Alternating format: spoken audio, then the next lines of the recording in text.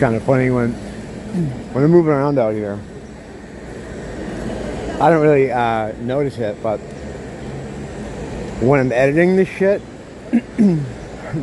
this shit, whatever it is, this is, it's creepy because like everybody's looking at me, and I get why. You know, they see I'm talking something here, and people look at me anyway. I don't know what the fuck it is.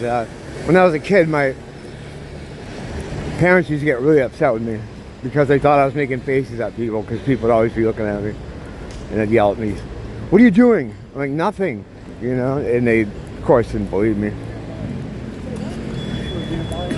I mean, yeah, and yeah, I look a little weird sometimes, you know. But even the days when I don't, right, when I have the average man aesthetic going, which is like a baseball hat, shorts, and a t-shirt advertising some kind of pub or fishery.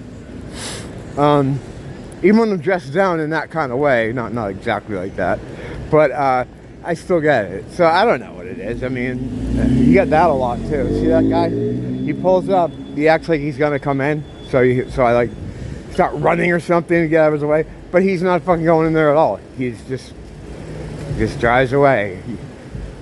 That's why I don't run for anybody or like speed up my walk. I just fucking do what I do, because there's nonsense like that going on all the time.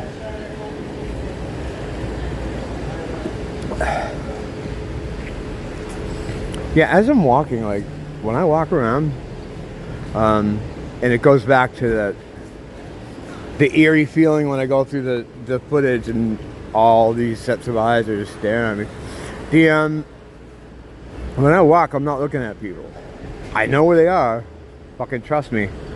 But I'm kind of looking above their head and kind of into the distance. I always say, like, when you're out here walking, you want to fix your gaze on the second floor of every building. If there's no building, imagine one in your mind. Let's get moving here. I can't stand still long. I'm like fucking crazy. Imagine one in your mind, and what it does is it keeps you looking ahead, or always keep your head up, and look as if you're seeing something at the end of the street that you're trying to look at, and you'll feel the eyes, you know. It's weird, like when people get in a vicinity of each other, certain vicinity, they want to fucking lock eyes. It's fucking weird. I don't know what it is. Some people get upset if you don't acknowledge their presence. I don't know, bullshit to that. I'm not in your fucking home. I'm not in your church. We're out here sharing a space. I don't have to stop and, you know, some certain groups see that as disrespect if you don't acknowledge that they're there. Again, I think that's bullshit. I'd be stopping all day, you know. Especially these days, I'd be stopping every 5 minutes, you know. But yeah, it's kind of like a fucking game, you know. At least for me. And I understand, like, I'm operating at a kind of different sort of the schizo level or whatever it is, but yeah, it's strange how the things you notice and you see about people, the way they move, and when they get close to you, it's like their minds are not on anything, and when you come into their transom, it's like, oh, let me react to you. Really weird. I don't know. But the thing is, man, I don't think a lot of people are thinking about that shit but me. There's that side of it too, you know. I have noticed there's not a lot of homeless people though lately.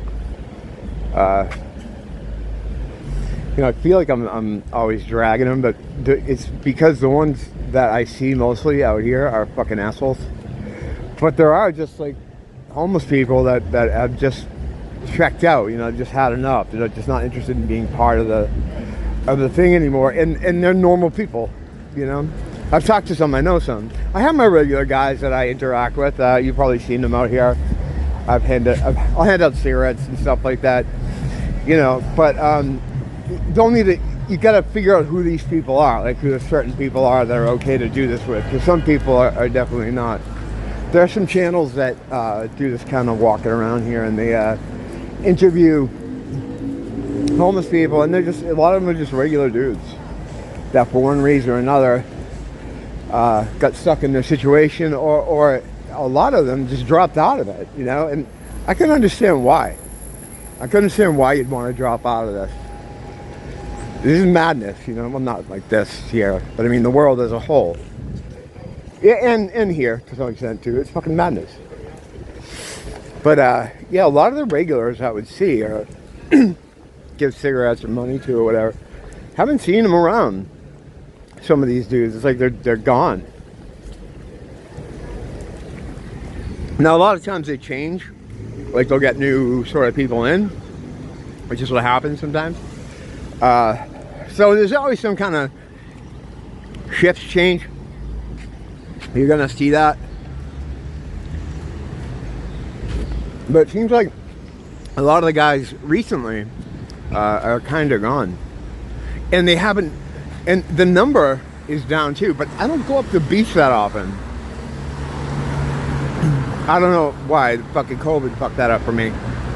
When the lockdowns came, they were very draconian about why you were leaving your house. You know, you'd get stopped by cops and stuff. What are you doing out here? This is America, right? This is happening. Spineless fucking people allowed this to happen. It's disgusting. But so I had to have a place to go just in case.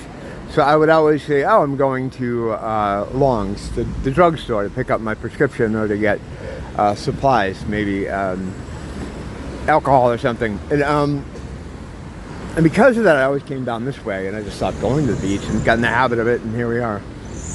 But I don't know how the homeless situation is down there. I was there the other day, down there. It's like 2 minutes up the road. Nia did a video over there the other day, and it seemed about the same. It didn't seem like, well, it's kind of hard to tell. It all depends on the day, the time, and everything like that. But I've noticed overall, I mean, this area, it's way cut down to how it was in like 2016. In 2016, it's fucking everywhere. Not so much in this area. This area has always been kind of like a lot of these stores. This was really weird to me. But a lot of these stores have worked out something with the state where they own the piece of property in front of their store, which isn't how things supposed to work in America. But again, this is how, you know, a lot of different rules here. Federal law is followed if it's something that they benefit from. If it's something that they don't benefit from, it's ignored. It's how it is, whatever. As long as like the military's happy and they can do their thing and their fucking pooping experiment. As long as the military's happy, everything's cool, you know. And that's it. And the right people get the money put in their pockets, and I mean, as long as that's all happening, then everything's fine, you know. And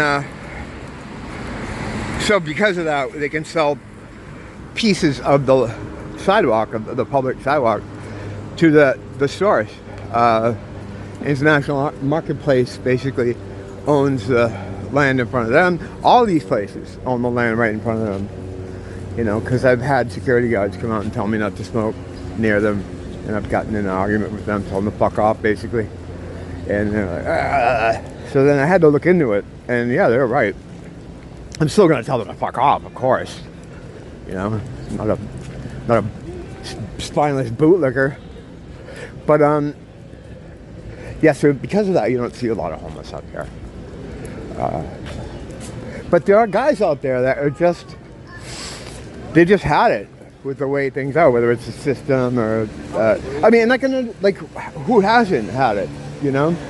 Most people, I would think have had it, you know? I've had it. And I can kind of sympathize with their position.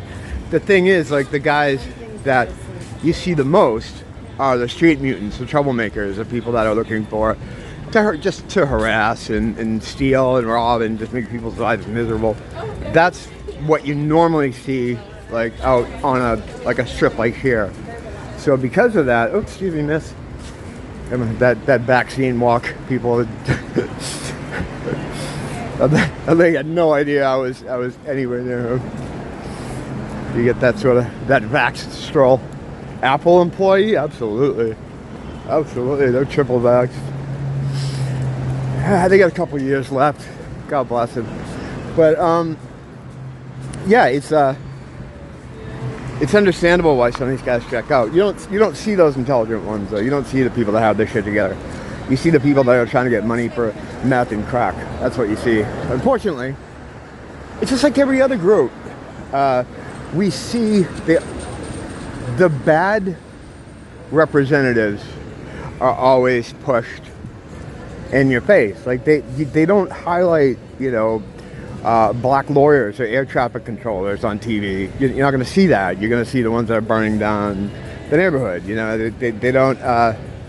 It's just how it is. So, in a way, it's a reflection of life as well. Like the ones you see out here need something. They haven't figured out how to live out of the system and be self-sufficient. That's awesome. They got plows right over the fucking sidewalk. So the ones I'm going to encounter, I have a problem with are just assholes. It doesn't matter that they're homeless. They're assholes first. There's plenty of normal, relatively normal, just homeless dudes you can fucking talk to. I don't run into a lot of them. I do sometimes. You've seen some of them. I have regular guys I talk to, give cigarettes to you or money or something. One guy that sort of vanished, and this is Schizo Town, right? Of course, because we're here anyway. I'm pretty sure he was undercover. And the reason why there's reasons why I think he was, but I met some undercover homeless people here when I first moved here. And how I found out is because I knew one of the guys from where I used to live. Try to keep this as vague as possible. And he was working for a law enforcement agency.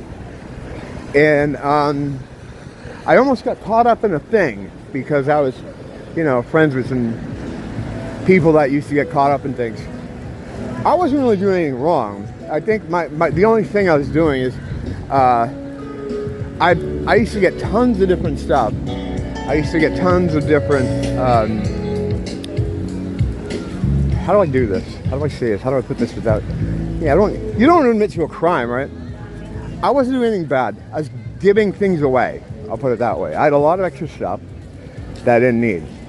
And what I would do is that I was always careful not to sell anything. I never sold anything. I'd give things away with the idea that, hey, down the road, maybe you hit me with something that I'm more interested in. Here, take these. So there was that kind of thing. I was doing that, but some other friends of mine were doing something a bit more dealery, kind of like with these guys. And I was caught up in this. The guy I knew from where I used to live got me out of it.